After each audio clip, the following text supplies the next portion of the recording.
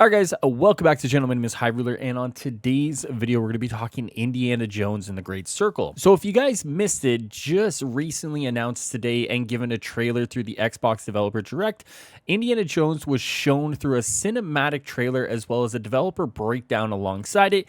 And let me tell you guys, this game looks phenomenal. Now, I'm going to be honest with you guys, I love Indiana Jones. I think those movies are really good. I thought Dial of Destiny was a fantastic Indiana Jones movie.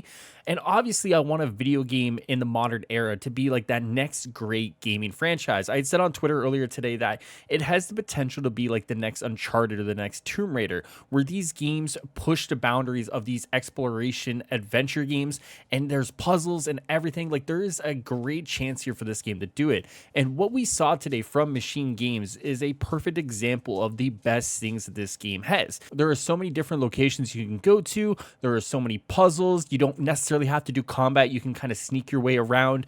The whip looks fantastic. This game looks absolutely phenomenal from top to bottom. They're using Harrison Ford's likeness, which I was kind of worried about. Obviously, when you think of Indiana Jones, you think of Harrison Ford, but I was kind of wondering if they would actually use his likeness or what they would do there. So yes, they are using the likeness of his face and they're combining it with Troy Baker's voice. And I know that's a huge thing for a lot of people. I know a lot of people are kind of tired of Troy Baker being in everything across the video game industry, but I'm going to be honest with you guys, when I first started hearing Indiana Jones, I was kind of wondering if that was Harrison Ford. It honestly did kind of seem like it at times, but obviously known as Troy Baker, it really does feel like they got as close as they could without using AI, right? Like, it does feel like it's Indiana Jones. It does feel like it's Harrison Ford. And frankly, I don't have an issue with Troy Baker being the voice of Indiana Jones moving forward. Now, some people will take exception to that, and that's totally fine. But for me, not an issue. The next thing is that obviously the game is in first person. I think a lot of people, myself included, would have much prefer this game to be in third person. Now, obviously, if you watch a developer direct, they do pull the camera back for when you're scaling up buildings or walls, for example. So there are moments there where you are going to be in that third person perspective. But I think a lot of people who have played Uncharted, who have played Tomb Raider, would have actually much preferred this game to be in third person. Now, obviously, if you play on PC, there will probably be a patch for third person, or a mod for third person, I should say, which is going to be fine. I know for myself, I would probably install that mod.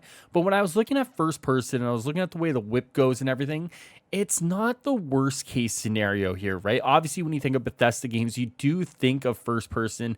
And honestly, I kind of expected that, unfortunately. Like, I obviously hoped for a third person perspective, but I think in the back of my mind and deep in my heart, I was like, it's probably going to be a first person game. And honestly, it doesn't look bad. It looks exactly what I would like an Indiana Jones game to be. It looks like his classic villains, right? The Nazis are in here. You got to fight the Nazis, right? You're doing all sorts of puzzles. You're going to different locations. You're doing all sorts of Indiana Jones stuff. At the end, where you're hopping from plane to plane, like, that set piece looks phenomenal. Indiana Jones and the Great Circle looks to be so good. Honestly, I don't think there's a real downside to this game whatsoever from what we've seen today. I think this game looks like it's in great hands. It looks like the people who are working on it are fans, right? Like, everything you saw from this game, everything you heard them say, it really does seem like Indiana Jones is in great care here. And I think as a fan of the movies, the franchise, everything about it, that's really all you can ask for, right? Is that they take these IPs and they treat them with love and care, and you do the best you can. And if this is the indication of what we have with Indiana Jones and the Great Circle, they are going to knock this out of the park. And let's not forget, I had thought this was a 2025 release. I had said, yep, 2025, no problem. It is what it is. And then they go and announce that it's 2024. Honestly, like, how could you not be so pumped for this game?